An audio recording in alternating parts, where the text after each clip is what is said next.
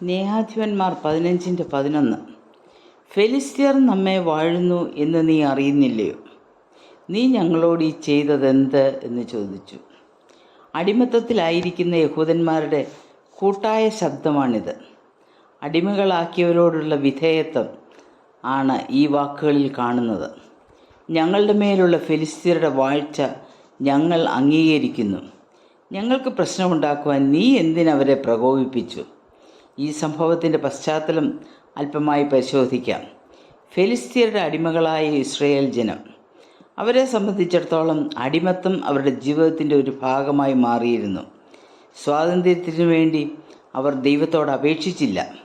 എങ്കിലും ദൈവം തൻ്റെ മഹാകരുണയാൽ അവരെ വിടുവിക്കുവാൻ ശിംശോൻ എന്ന രക്ഷകനെ എഴുന്നേൽപ്പിച്ചു. അവൻ ഫെലിസ്ത്യ പാളയങ്ങളിൽ നാശം വിതച്ചു. ഫെലിസ്ത്യരിൽ നിന്ന് രക്ഷപ്പെട്ട് ഒരു ഗുഹയിൽ ഒളിച്ച ശിംശോനെ പിടിച്ചുകെട്ടി ഫെലിസ്ത്യർക്ക് കൈമാറുവാൻ അവൻ ഒളിച്ചിരുന്ന ഗുഹാകവാടത്തിലെത്തിയ സ്വന്തം ജനം ചോദിക്കുന്ന വാക്കുകളാണിത്. ഇവിടെ യഹൂദന്മാരുടെ വിധേയത്വം ഫെലിസ്ത്യരോടാണ്, രക്ഷകനോടല്ല. ഫെലിസ്ത്യരെ പ്രകോപിപ്പിക്കാതെ, വലിയ കുഴപ്പമില്ലാതെ ജീവിതം എങ്ങനെയെങ്കിലും തള്ളി നീക്കുക എന്നതായിരുന്നു അവരുടെ ലക്ഷ്യം. ഇസ്രായേലിൻ്റെ ചരിത്രം പരിശോധിച്ചാൽ സമാനമായ പല സംഭവങ്ങളും കാണാം. അടിമ വീടായ മിസ്രയീമിൽ നിന്നും വിടുവിച്ച് അവരെ നയിച്ച മോശയുടെ നേരെ അവർ പിറുപിറുത്തു. കനാൻ ദേശത്തേക്കുള്ള പ്രയാണത്തിലെ പ്രതിസന്ധികളെക്കാൾ മിസ്രയീമിലെ അടിമത്തമായിരുന്നു മെച്ചമെന്ന് പറഞ്ഞ് അവർ മത്സരിച്ചു. പാലും തേനും ഒഴുകുന്ന നാട്ടിലേക്കുള്ള യാത്രയിൽ കഷ്ടതയുണ്ട്. എങ്കിലും യാത്രയുടെ അവസാനം ലഭിക്കുന്നത് മനോഹരമായ കനാൻ ദേശമാണ്. എന്നാൽ അവരുടെ ചിന്ത പോയത് ഭൂതകാലത്തിലെ ഇറച്ചിക്കലത്തിലേക്കാണ്. അടിമകളാണെങ്കിലും യജമാനന്മാർ ഒരുക്കുന്ന ചെറിയ ചെറിയ പ്രലോഭനങ്ങളുണ്ട്. അടിമ വീട്ടിൽ നിന്ന് അവരെ പുറപ്പെടുവിച്ച ദൈവത്തോടും അവരെ നയിച്ച മോശയോടും മത്സരിച്ചു. ഇസ്രായേൽ ജനത പലപ്പോഴും പ്രമാണങ്ങൾ ലംഘിക്കുന്നവരായിരുന്നു.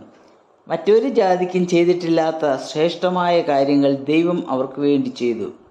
ചുറ്റുമുള്ള ശത്രുക്കളെ നശിപ്പിച്ചു. എന്നാൽ അവർ ദൈവിക പ്രമാണങ്ങൾ ലംഘിച്ച് മറ്റു ജാതികളുമായി ഇടകലർന്നു. അവരുടെ ദേവന്മാരെ സേവിച്ചു.